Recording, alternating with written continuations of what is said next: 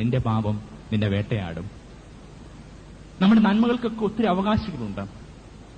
നമുക്കറിയാം, ആദികവി വാത്മീകി തന്റെ ജീവിതം ആരംഭിക്കുന്നത് ഒരു കാട്ടാളനായിട്ടായിരുന്നു. വഴിയോരങ്ങളിലൂടെ പോകുന്നവരെ തടഞ്ഞു നിർത്തി കവർന്നെടുക്കുന്നവൻ, കൊള്ളയടിക്കുന്നവൻ, കൊലപാതകം ചെയ്യുന്നവൻ, കൈകളിൽ രക്തത്തിന്റെ ഗന്ധമുള്ളവൻ. പിന്നീട് എപ്പോഴാണ് ഭഗവത്ഗീതങ്ങളുടെ മന്ത്രം ഈ ദേ കരങ്ങളിലേക്ക് വന്നത്, സങ്കീർത്തനങ്ങളിലേക്ക് കരങ്ങൾ നീങ്ങിയത്? ഈ മനുഷ്യൻ ഒരു സംഘം സന്യാസിമാരെ ഒരു ദിവസം ആക്രമിച്ചു.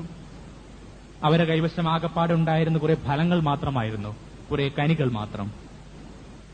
ഈ സന്യാസികൾ ഈ കനികളൊക്കെ സ്നേഹപൂർവ്വം ഇവന് കൊടുത്തു.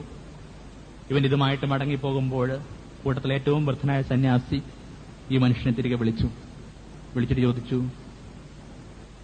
നീ ഇതുകൊണ്ട് എന്ത് ചെയ്യും? ഈ കനികൾ കൊണ്ട് നീ എന്ത് ചെയ്യും? അവൻ പറഞ്ഞു, എന്റെ ഭാര്യയും കുഞ്ഞുങ്ങളും വിശന്നിരിക്കുകയാണ്, ഞങ്ങൾ ഒരുമിച്ച് ഇത് പങ്കുവെച്ച് ഭക്ഷിക്കും. നീ ആഭരണം കവറുമ്പോൾ നീ എന്ത് ചെയ്യും? എന്റെ ഭാര്യയെ അണിയിപ്പിക്കും.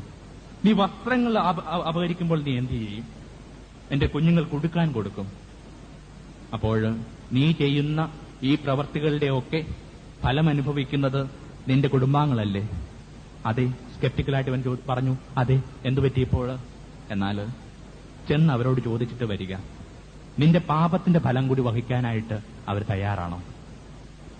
നിന്റെ കർമ്മത്തിന്റെ ഫലം അവർ അനുഭവിക്കുന്നുണ്ട്, നിന്റെ പാപത്തിന്റെ ഫലം കൂടി അനുഭവിക്കാനായിട്ട് ഇവർ തയ്യാറാണോ? ഈ മനുഷ്യൻ പറഞ്ഞു, അങ്ങനെ തന്നെ വേണമല്ലോ, കാരണം ഞാൻ ഇതൊക്കെ ചെയ്യുന്നത് അവർക്ക് വേണ്ടിയാണല്ലോ.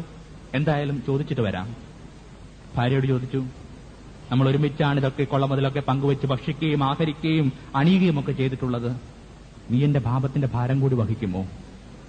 ഈ സ്ത്രീ പറഞ്ഞു, അത് നിങ്ങളുടെ മാത്രം സ്വന്തമാണ്, അതെങ്ങനെയാണ് ഞാൻ വഹിക്കുക? കൊച്ചുമക്കളോട് ചോദിച്ചു, മക്കളെ നിങ്ങളോ?